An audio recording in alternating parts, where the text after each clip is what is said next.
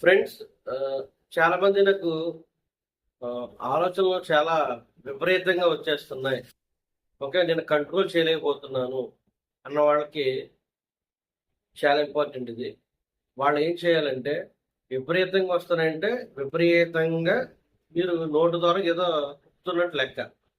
అంటే ఏది పడితే అది తినడం, ఓవర్ ఈటింగ్ చేయడం వల్ల కూడా మీరు కంట్రోల్ చేయలేరు ఆలోచన. ఇది చాలా చాలా ఇంపార్టెంట్ ఇది. ఎందుకంటే మీరు తిన్నదే మీ ఆలోచనలో. ఇది ఫస్ట్ పాయింట్. ఓకే. రెండోది, మీరు ధ్యానం చేస్తే మీ ఇంట్లోనే మీరు తింటే మీ ఎనర్జీ మీ దగ్గర ఉండి మీకు ధ్యానం బాగా కుదురుతుంది. మీరు ఎక్కడెక్కడ బయట ఆహారాలన్నీ తినడం వల్ల అది మీ యొక్క కడుపులో వేసేస్తే బయట ఆహారాలన్నీ కూడా ఎవరుండింది ఎవరో ఎవరో ఎవరో వ్యక్తులు వండిని వేసేస్తే వాళ్ళ గుణాలన్నీ వచ్చి మిమ్మల్ని కుమ్మేస్తూ ఉంటాయి. మీ యొక్క ఫీలింగ్స్, మీ యొక్క యాటిట్యూడ్ అన్నీ మారిపోతూ ఉంటాయి. ఎందుకంటే మీ ఆహారం ద్వారా వాళ్ళ యొక్క గుణాలు ఎవరైతే వండారో వాళ్ళ యొక్క గుణాలు ఆటోమేటిక్గా అందులోకి మీ ఫుడ్ ద్వారాగా మీకు ట్రాన్స్ఫర్ అవుతాయి ఆటోమేటిక్గా. సో మీరు చెక్ చేసుకోండి.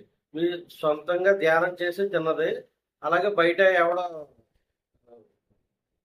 మామూలుగా ఒక తాగుబోతో లేకపోతే ఎవరో ఒక నాన్ వెజ్ తినేవాళ్ళు ఎవరైతే వండుతారో బయట వాళ్ళు తిన్న వాళ్ళ చేతితో తిప్పిన ఆహారాన్ని కూడా టచ్ చేయండి.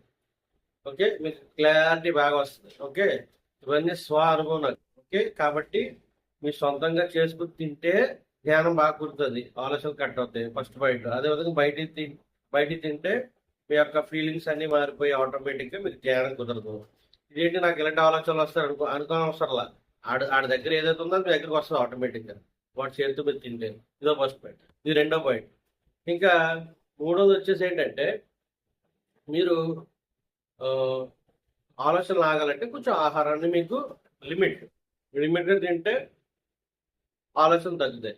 ఓకే, మీ ఆహారం తింటేనే అది ఆటోమేటిక్గా మీ మీ యొక్క మనసు బలంగా తయారవుతుంది అనమాట. ఏది ఆహారం వేసే కొద్దీ మీ బ్రెయిన్ మంచి యాక్టివ్గా తయారై ఆలోచనలు బాగా చేస్తూ ఉంటుంది అనమాట.